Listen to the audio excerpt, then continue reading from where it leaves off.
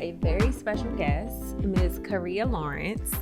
And before she gives her official introduction, let me just tell you, like, we have the same brain, right? We had one conversation and we both have corporate experience. So we were talking about, I forget, I must have been going on a rant and I was saying something like, you know, these entrepreneurs, they don't really know how to take what, you know, that you can learn from corporate and put it in their business. And she was like, that's exactly what I talk about. Yes. So we're going to dig into that. But first, introduce yourself and let the audience know who you are and what it is that you do. My name is Karria Lawrence, and I am an operations consultant, more so process improvement. So I go into companies and help them basically put together their process and procedures, look at ways to innovate their current products, and do some team development work as well. Mm-hmm.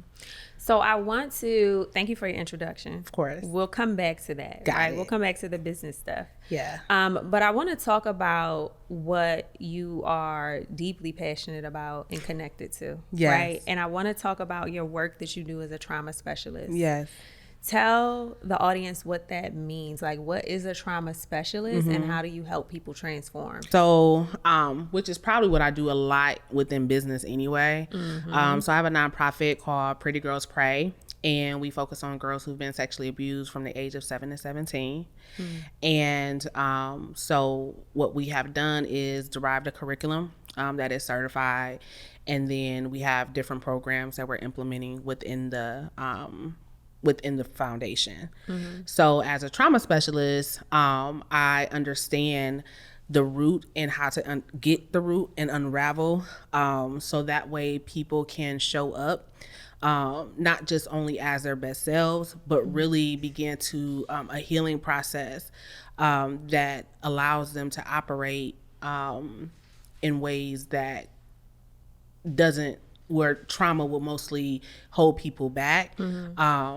As a trauma specialist, I'm able to kind of like go in almost like a therapist, but just understanding more so of the root of the trauma, you know what I'm saying? And really just honing in on what trauma looks like, what trauma therapy is, the different levels of trauma therapy, and how to really go into the brain and begin to rewiring it. And most people, you know, where talk therapy is, you know, very popular, especially right now. A lot of people really need trauma therapy. And what's the difference? So talk therapy will give you, like, you know, you're just talking to someone and they're kind of like helping you, you know, maybe either look at things different, change your perspective upon things.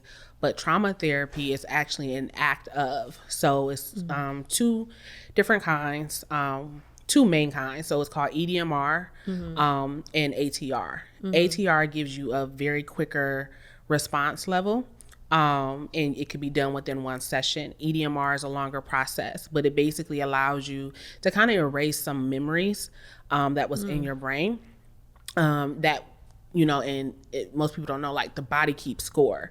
So whether you realize it or not, whatever has happened in your life literally, you know, retains within your body. And so as a survivor, you know, this has been something that I know that's my life's purpose and my life's work, is really to make sure that other young girls and women as well, you know, they don't suffer from the consequences of not getting healed properly. So talk to me about your healing journey and how that led you to found this nonprofit, because it's personally connected, right? Very much so. So my healing journey honestly started probably about 7 years ago, 8 years ago. And I'll never forget, I actually had punched somebody that summer before I turned 30. And ended up having to get a cast on my arm. And with me having to get this cast on my arm, when I went to go get it taken off, the nurse that was actually in there, she began to like speak to me, but I didn't know what was happening. I had very little knowledge about like fivefold ministry, very little knowledge about like, you know, just how to, the prophetic world and stuff like that. Like, I didn't know what that was. So she's talking to me, but as she's talking, I'm like crying. So she's telling me like all these people are about to be removed from my life and things are about to change and yada whatever. And probably by that December, I'm also been clean for 8 years. What I sometimes share as well, when it comes to and my drug of choice was cocaine. So I had a moment of where God was like, either you're gonna live or you're gonna die. This was 30 days after my birthday and my 30th, and so I chose to live, but I told him this is what I needed. And so within that week, which was the change in community, and I had found like literally met a change in community. So my healing journey started around that time period, and within that I was able to start working with girls and everything like that. But then I realized that certain things just still needed to be worked through. And so it's been like 7, almost 8 long years. And we just finished our curriculum in November, and I feel like he just gave me the go ahead to try again. So within this time, like the last 90 days, we've gotten, the sponsorship with Amazon, and had a conversation with I literally met the superintendent of Chicago schools in a restaurant here. Nice. And we had a conversation last week. So I'm in Chicago. I went to Mexico, met a vice principal of a charter school in New York, and got a partnership a week later. So things have been really accelerated, of just being obedient in this particular area as well. I love that. So first of all, congratulations. Thank you. On being clean. Congratulations on continuing to go through the journey, especially helping young girls from the age of 7 to 17, because that's such a fragile age, right? So were you intentional about choosing that age, or was it kind of determined based off of there is a need because these girls in this age bracket experience more trauma? I was definitely intentional, for sure. The intentionality came behind, you can't work too young because they don't know what's going on. Although mine started at the age of 3. Wow. And went to 11. Like, there's still something that at 7, there's a level of comprehension that can be had in conversation, right? Anything younger than that is going to be like almost talking to a brick wall sometimes.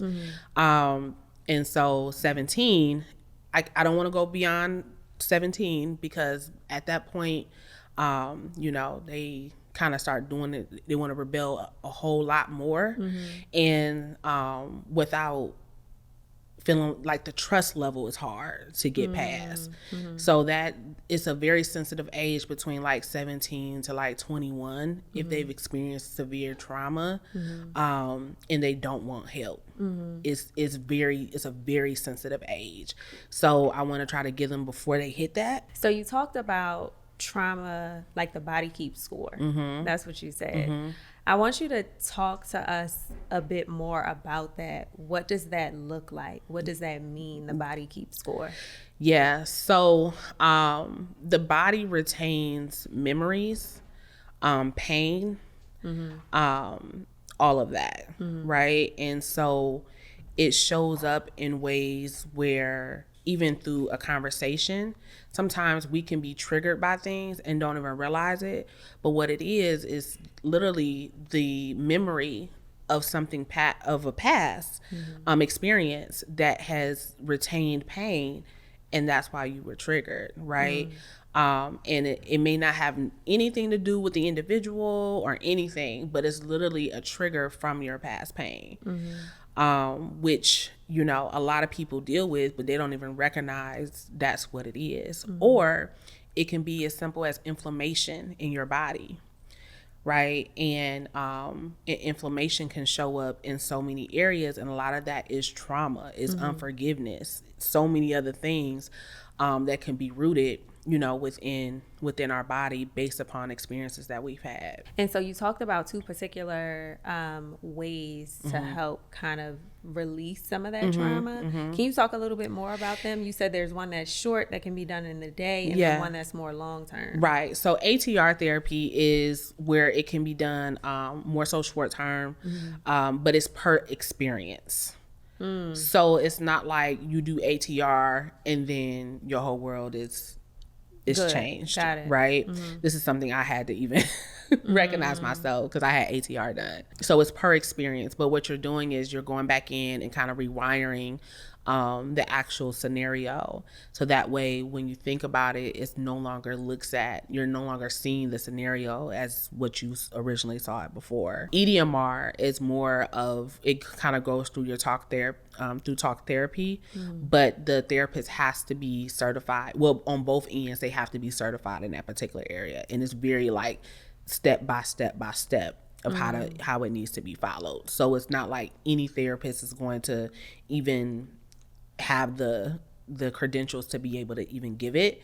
I've even heard of some therapists not even knowing that it exists, which is dangerous. EDMR? Yes. Okay. EDMR and ATR, which is dangerous because it can literally allow, you can be dealing with. Are these newer forms of therapy, or have they been around for a long time? I wouldn't say they're brand new. Okay. But I would say that they are definitely newer to the space. Okay. For sure. And for therapists, this is just me curious. Yeah. Do they have like continuing education as therapists? You know how some professionals have to do continuing education. Should. Do they, or no? They should, but with ATR and EDMR, those are like more so going on off of the trauma end. Okay. So you're going to see it. So unless like a therapist is like really geared towards that particular area, then they may not, get any further education in that particular, and get the certification, because they do have to be certified. Got it. And so the nonprofit actually provides these services to the young girls. Right. Okay. So that is our goal. So we're getting looped in with therapists. So we'll have the therapy component for sure. And then our curriculum itself is derived off of within the social emotional learning aspect, which is huge in schools right now, especially right now. So it's a lot of in regards to just helping them find themselves, what self-love looks like, being able to handle conflict in a good way, which can be hard for people who've gone through trauma, because they're always in protection mode and survival mode.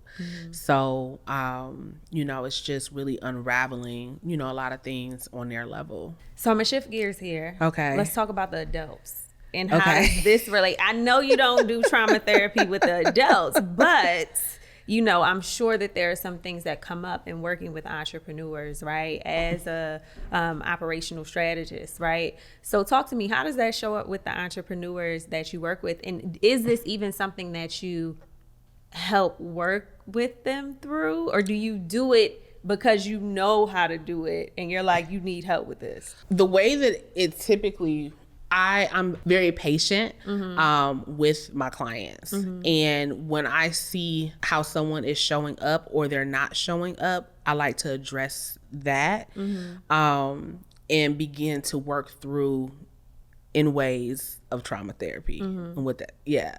So I do address it, but I don't address it in a way of saying this is what we're doing. Right. So you kind of give them like some sneak therapy. Yeah. Some free therapy. For sure. Okay. Got it. For sure. And that's like, and really why I love doing one-on-ones. I probably would never go group. But because I feel like it's more transformational working with me and, seeing them on the opposite end as well. And so, so that's where I probably get my greatest joy. I don't know if I should have asked you that question, because now people are going to see this and they're going to work with you and they're going to know that they're getting free therapy. I'm just thinking, I did not mean to set you up, okay? So as of today, Karria is no longer giving out free therapy. No. As you know, being one of her clients. Yeah, so let's all. just make that very clear. Not at all. All right. We're going to have to edit that or something so that it's not out there. So let's get back into the business stuff. So you mentioned earlier what you do as an operational strategist. Talk to me a little bit more about that and why is that important? Because people, they jump into entrepreneurship and they forget the components that really need to be established in their business. Like, there's a reason why, Amazon is doing the way it is. There's a reason why Pepsi, even, has been able to, Coca-Cola has been able to sustain all these years. And if we don't understand that we need to, put these certain components within our companies, then we are going to be hustling until we end up working back for another company. I'm extremely passionate on the operational side, because what I've realized, especially working with, CEOs and business owners and entrepreneurs, is that they have all their stuff is up here in their head. And sometimes when you come into their business, they just assume I can be amazing at what I do in mine. I can be amazing at even giving you strategy on the front end. But when I come into it, all that stuff that's in your head needs to come out, right? And they don't understand, like, even with transitioning to, when you're building out your team, just like when you go into your job or just like when you go into a job or what have you, they have training. Even if you come in with a degree in that level, in that area, they still have training. We have to treat our people the same way. Right. We have to give the leeway for training. We have to have them understand what our company's values are and how we like to work, and all those things. They matter so much. If you want to build a long-lasting company, to develop that cultural morale. And, sometimes I think when entrepreneurs they're just so used to hustling, bustling, and doing all the things that shifting into that CEO role is completely different. And it can be overwhelming. And so you have to allow the grace to be there when working with them, or I allow the grace to be there when working with them. But at the same time, it's such a gap that I see happen over and over and over again. Do you have a beef with hustling? I don't. Okay. I don't have a beef with hustling. I don't have a beef with hustling, but I have a beef with getting to a point within your business and still thinking that you still have to hustle, and that's not the case. And because I feel like, there's a transition, and we have to honor the transition. And if we don't, then we're self-sabotaging. Now, do you think that entrepreneurs, founders, CEOs, do you think that they know that they're in this place where they need operations? Like, at what stage? Give me like the description of who that entrepreneur is, what they're feeling, what they're seeing in their business, what they're thinking. Because there may be some out there thinking right now, like, wow, this kind of sounds like me, but I'm not really sure. Yeah. Like, give a description of that entrepreneur and what they're feeling, what they're thinking, what they're seeing happen within their business, and why they would need someone to come in and help them with operations. And even before you get there, let's just explain what operations is, because I don't even know that people understand that. Right. The day-to-day, the details of the work that you're doing, in and out, that's probably this most simplest way that I can break down operations. And so this is in dealing with your systems. This is dealing with your processes. Your processes is like how you do things. And being able to explain that and hand that over to a whole nother individual that is a genius in that particular area is what you want to do. What do they look like? Like, how do you identify if you're this actual entrepreneur that needs someone to come help you with operations? Yeah, so you're definitely overwhelmed. Your client experience is probably, not where it needs to be. You're probably getting some complaints either backlogged in regards to getting deliverables done. Certain time frames are not getting met. You are doing every single thing. You're doing your sales calls. You're sending out emails. You're doing your copy. If you're running your business digitally, you're showing up digitally as well and trying to, put your content together. You're doing your customer service, you're doing fulfillment, you're running from 3 or 4 different emails. The productivity is extremely low because you're doing everything and you're probably burned out. You're tired. You're probably almost in a point to where you want to quit. And so that's what typically happens when people come to me. They're ready to quit. So talk about, because you and I get it, right? We come from corporate. We've had a conversation even about the things that we saw as positives in our corporate experience that we have now implemented into our businesses. For sure. And the things that we saw that were not so positive that we are not carrying over into our business. Absolutely. So I want you to talk about the positive aspects that you saw from corporate that you now help your clients experience and why that's so important. I think the biggest one for me really is the training aspect when you bring on people and caring for the people, not as task managers, but as people who are helping you drive your company. And the aspect of looking at your business as a company.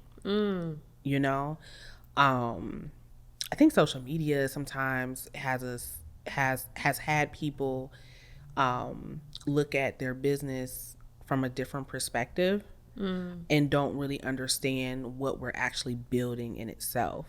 What do you mean by that? So we should all be looking at our businesses as companies, just as great as anything else, that we shop from, right? We can give so many accolades to other companies and everything else, but sometimes we don't honor what we're building ourselves. And so in a sense of pride, in a sense of like, this is my thing, right? And I think it reflects in how we invest. It reflects in how we kind of show up. I love that. And I love that we are on the same page about this. The other thing that I think you brought up a good point about social media makes us think one thing and it's not actually right. We're not thinking of our businesses as companies. I think social media also has a lot of people out here thinking that the people who are building their companies to multiple millions of dollars, right, that they're doing it on their own. And I think that is also the people who are growing these companies beyond $1 million to $1 million, they're not doing it themselves, whether they got people from Fiverr, they have teams, like whatever. There's people working in the background. They're not doing it all themselves. Facts. And if they are, they need to come see Karria. Period. Right. Like, that's just that. So I think that I agree with you wholeheartedly. Like, social media kind of makes people think one thing and it's not actually what it is. Yeah, and even the people that are on social media, like, even if they choose to be the forefront and that's their part of the company though, right? If they are showing up online. But even, the larger brands, we don't know who the CEO is. Bingo. For real. And so it's okay to get to a point when we begin to transition, our faces offline if we choose to do so. And I know even me personally, with my foundation, I'm purposely not showing up in certain, if you look at like our pages and stuff like that, there's not much of me. There's definitely more of everything else that we're trying to get out there, because I definitely never want to be the, the face of that thing, And why though?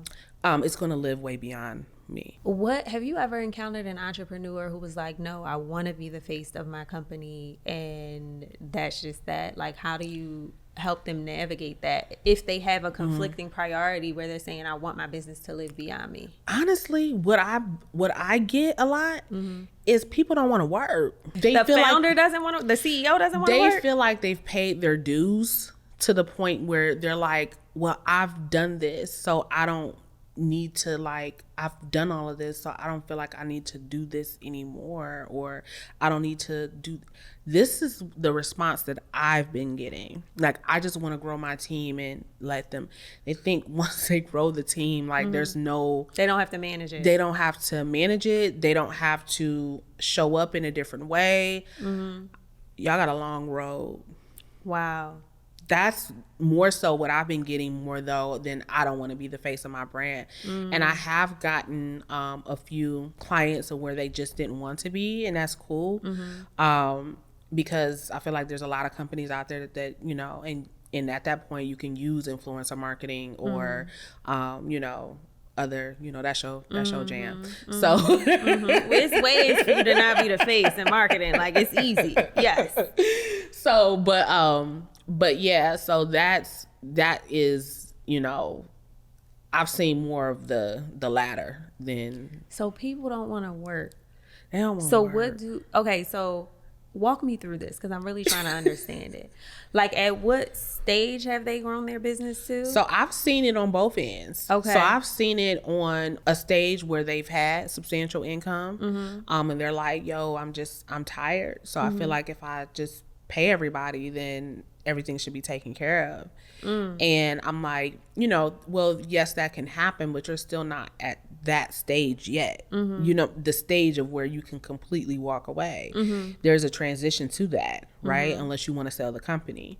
Now, or you can go the on the smaller scope I've experienced of not having any sales and saying, well, I'm just trying to get to the point where I can just have a company and, you know, and have my team and yada whatever. And I'm like, you know, we all are visionaries, but Right. you know, let's we gotta take it, you know, one step at a time. Oh, I don't feel like I need to show up online. Are you trying to grow a business digitally? Are you trying to sell online? So why don't you feel like you don't need to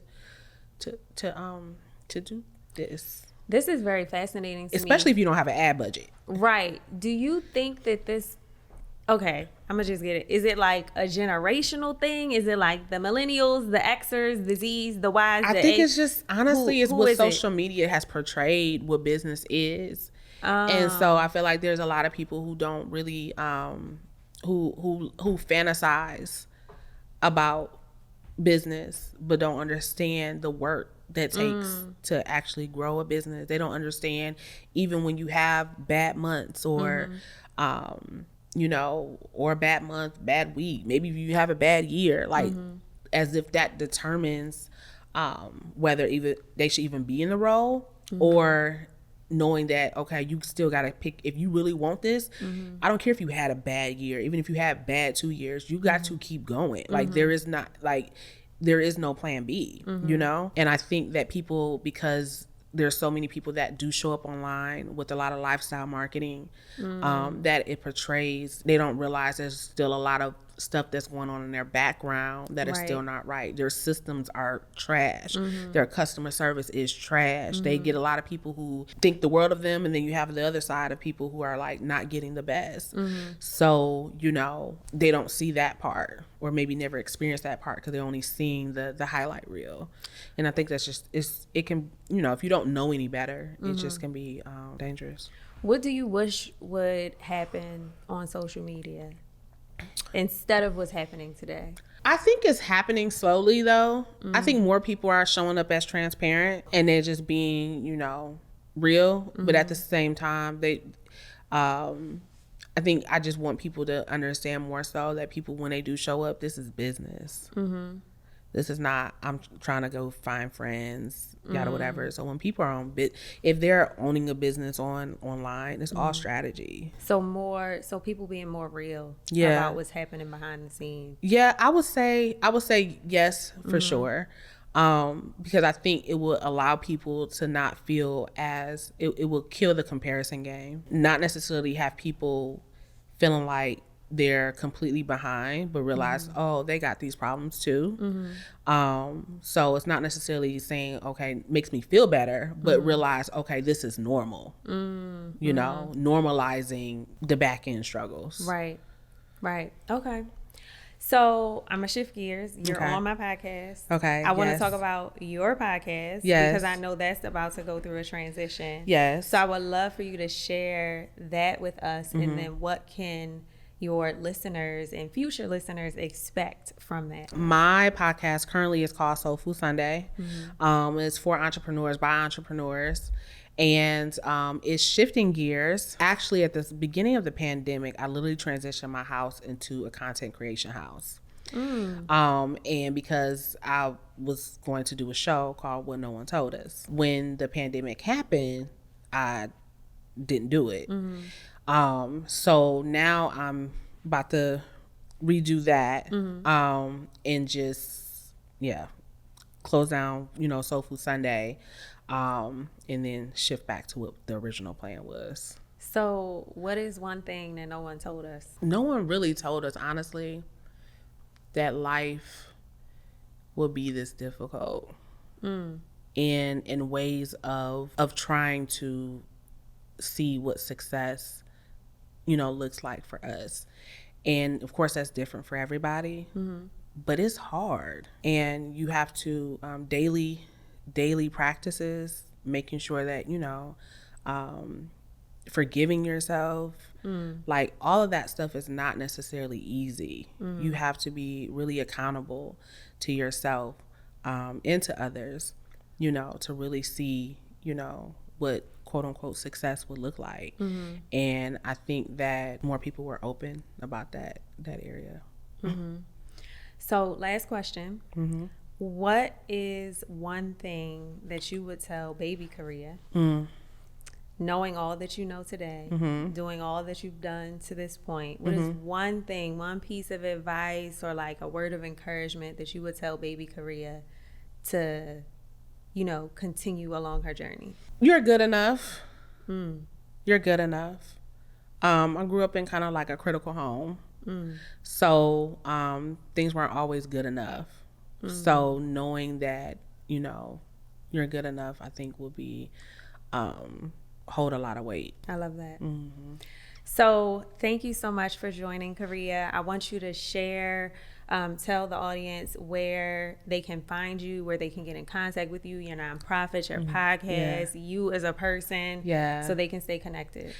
So on IG, Consult with Karria. Actually, on all platforms, Consult with Karria. The nonprofit is called Pretty Girls Pray, GYRLZ. And the name of my company, my consulting firm, is Fortress Consulting. So love it. Thank you so much for joining. Thank you. I appreciate you coming. I thank you for having me. Absolutely. It's been a pleasure. I know you all enjoyed that episode. We're going to make sure that the links are in the show notes for you all to click on easily and access and get in contact with Karria. And we will see you on the next episode. Bye.